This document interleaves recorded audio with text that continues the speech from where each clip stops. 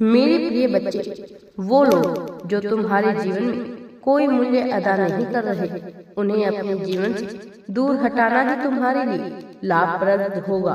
उनके ही विचारों में फंस करके तुम अपनी ही हानि कर बैठोगे, और मैं नहीं चाहता कि तुम्हें किसी भी तरह से हानि हो। मेरे प्रिय बच्चे, अब तुम आगे बढ़ो। तुम्हारा हृदय सच्चा है, करुणा से भरा हुआ है, सहानुभूति और दया से भरा हुआ। तुम्हारा हृदय जब भी टूटेगा तो मुझे दुख पहुंचेगा।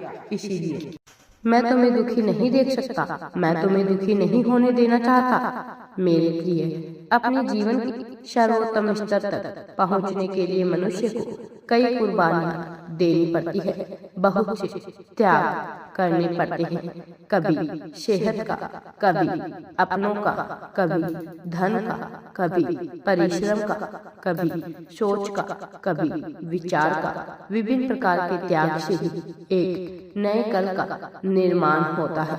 मैं जानता हूँ तुमने बहुत कुछ खोया है, लेकिन वह त्याग की भावना से नहीं खोया, बल्कि वह सब कुछ तुमसे छूटा है, क्योंकि बहुत सी चीजों में तुम समझ ही नहीं कि नियति तुमसे क्या चाह रही है।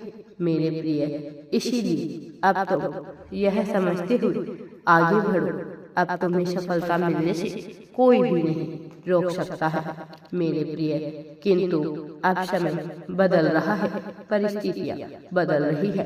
अब तुम्हारे लिए पाने का दौर प्रारंभ हो रहा है।